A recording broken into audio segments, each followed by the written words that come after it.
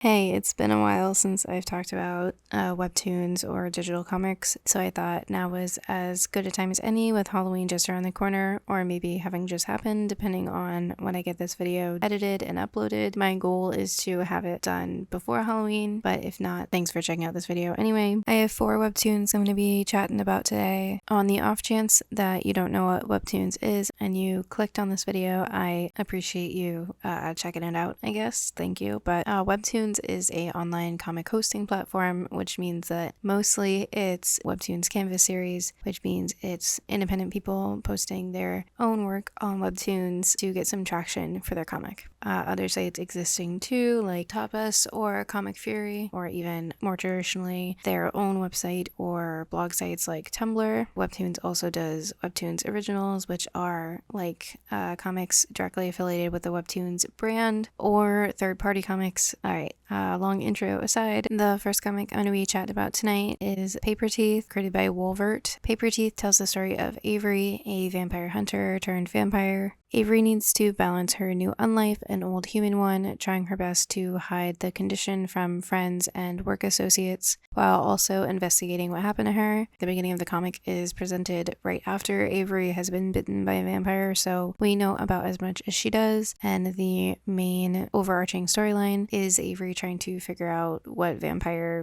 bit her. This is played in the background while other things happen. It's sort of the tie holding everything together. Paperteeth also explores concepts like generational pressure and imposter syndrome, along with self-doubt through Avery's character. Avery's new life state becomes a little easier when she meets Scarlet, another vampire posing as a vampire hunter. Currently, Scarlet has pretty much transformed into a secondary protagonist or a deuteragonist, having her own episodes and adventures separate from Avery. Recently, we've also seen a shift to include additional supernatural creatures or an introduction for other supernatural creatures. But getting into that would be a full-on spoiler. Don't want to give away too much of the plot for any of these particular comics. Anyway, overall, Paperteeth is a pretty low-key supernatural mystery. It spends a lot of time with its characters, similar to a slice-of-life comic almost, and tends to carry a more humorous tone. I like a lot of the characters in the series and find the world a bit odd in the most entertaining way. At time of recording, there are 143 episodes of Paperteeth, and it's updating weekly. I will say sometimes the comic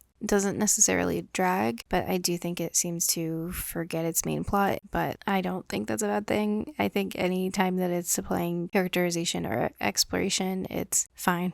But I could see that being a problem for other people. I also really like the style of this comic. That's probably going to be a reoccurring thing in this video. I'll comment once or twice on the art, I guess, since I tend to pick up and then keep reading comics because of the art. I'm a big fan of the thick outline and sharp styling, heavily angled style for Paperteeth. It reminds me of shows when I was a kid, kind of like Growing Up Creepy or something like that. Just very fun.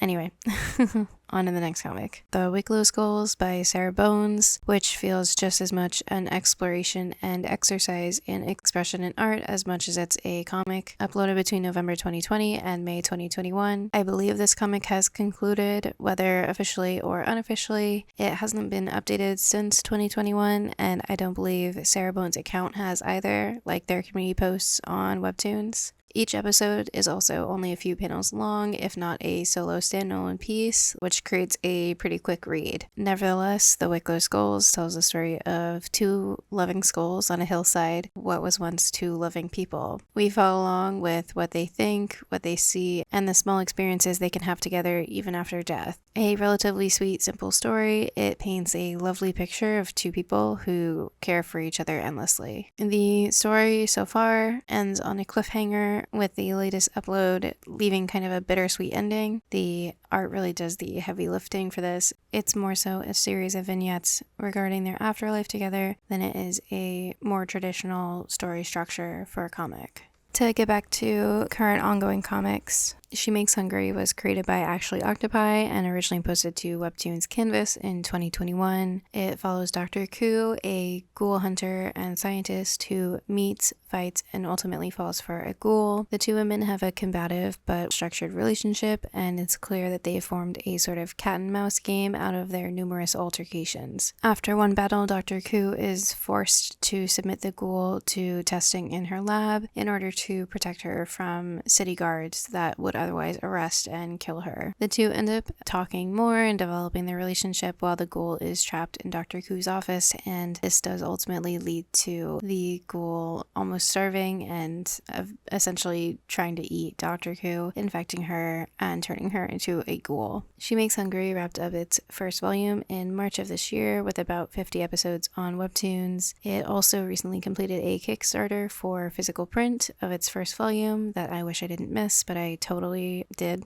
I'm excited to see where this comic goes, since it really does seem like the story is just getting started. I'm also a big fan of the style of this comic. It has a pretty dreamy look and is fairly distinct from other comics on the platform. I'm not sure if aspects of the art are done traditionally or if it's just styled that way. The panel layouts also flow really well, in my opinion. The last comic I want to chat about today is Deathfalls, created by dyllpiccle on Webtoons and first published in July of 2021. At time of recording, there are 17 episodes, although these episodes are pretty long, comprised of a few pages each. Deathfalls focuses on Corey Martin, and although there's definitely an overarching storyline kind of looming over the comic in its entirety, it has been split into a few different story arcs called books by the comic. So far, we've followed Corey through a tragedy at Camp Friday, and then working with another teenager to stop a strange woman from killing kids. Speaking of, this is definitely a horror comic. I would say it's the most traditional horror comic out of the comics that I've mentioned in this video. It doesn't shy away from like gore or anything like that, although it definitely keeps it fairly stylized, which is great for posting on sites like Webtoons. I've really enjoyed what I've seen of Deathfalls. To me, the story is told pretty concisely over a few issues or chapters and then move on. It's nice every once in a while to have a concise story and feels closer to my experience with more traditional printed media. That might sound a little silly, but I feel like on Webtoons it's more common to kind of have hundreds of episodes of the same plot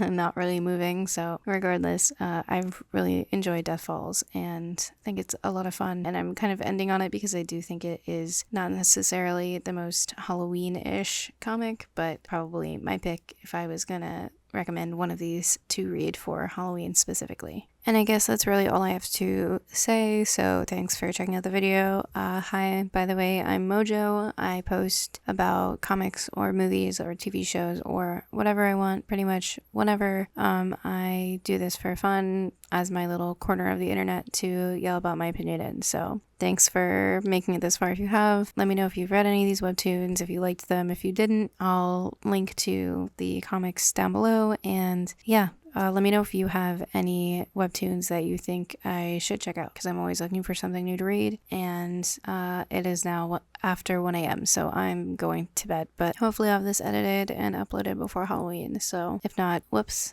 Thanks as always, and I'll see you when I see you. Hopefully I'll have something new for you soon. Alright, yeah, bye YouTube, have a good night.